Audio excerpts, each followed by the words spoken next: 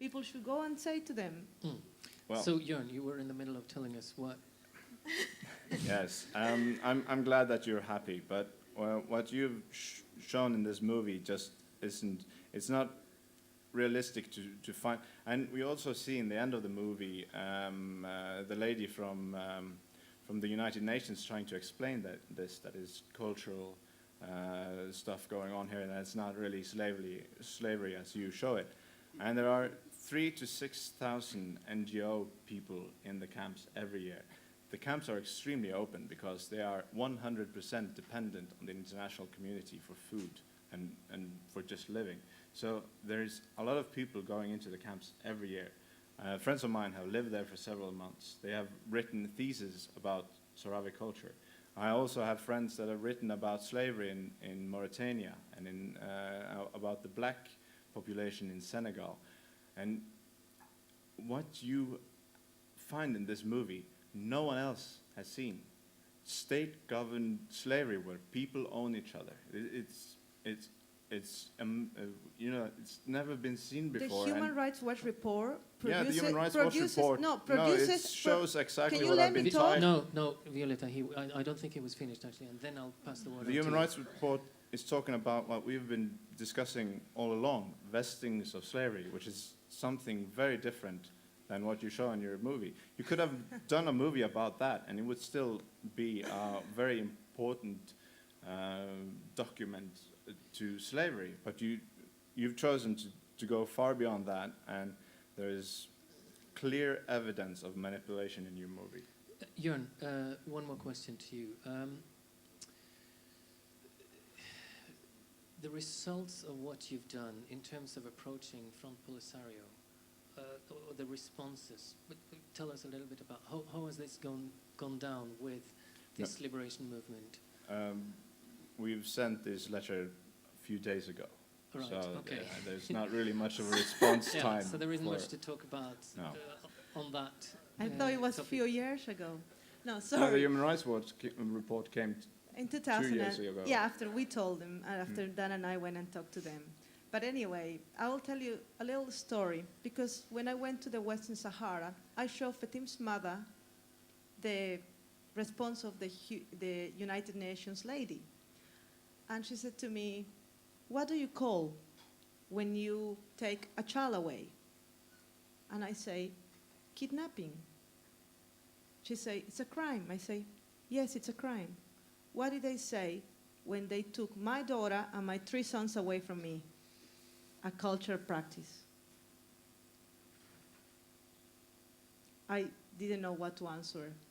How can you tell a woman and another woman and another woman and a man who have lost their children for generations that a black woman, when they lose their children, this is a vestige of slavery. You live better today than you lived 200 years ago, sorry.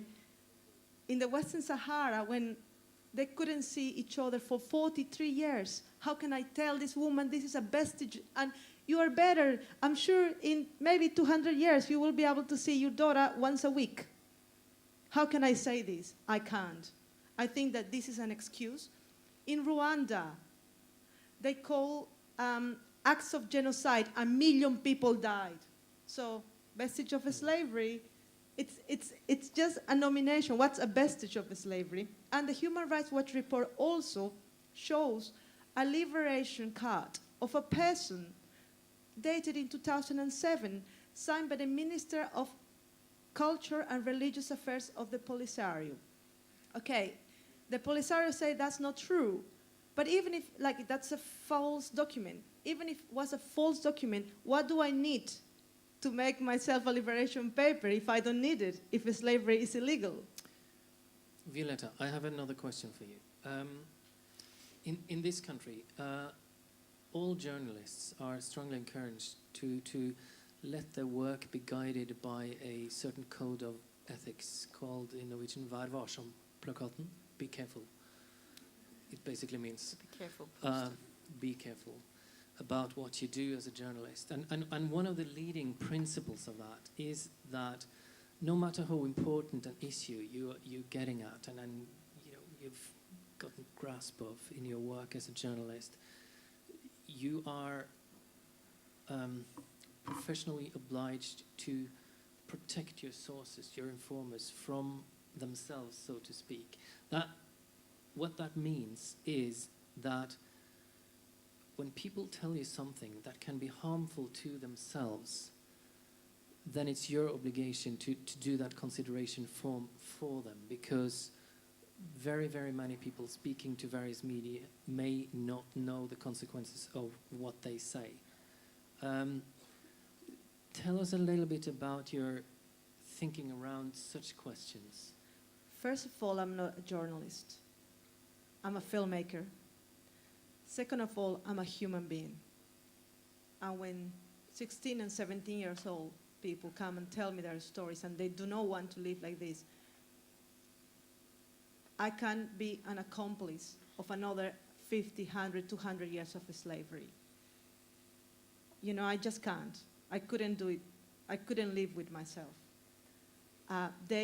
We didn't go to make a film about slavery. That's what we found it. It's still a film about a family reunion, about Fetim's family reunion, and then about other people who come and tell us their stories. Matala came all the way with his friends to Mauritania because he wanted his voice heard.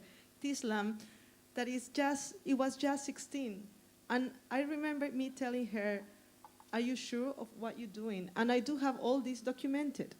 And she said, yes, these are her words, I'd rather die than have a daughter getting raped by our master.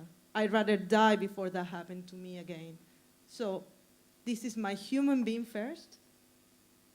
And you know, and there is a lot of things within these 200 hours that we have that are not in the film because they are protecting the people.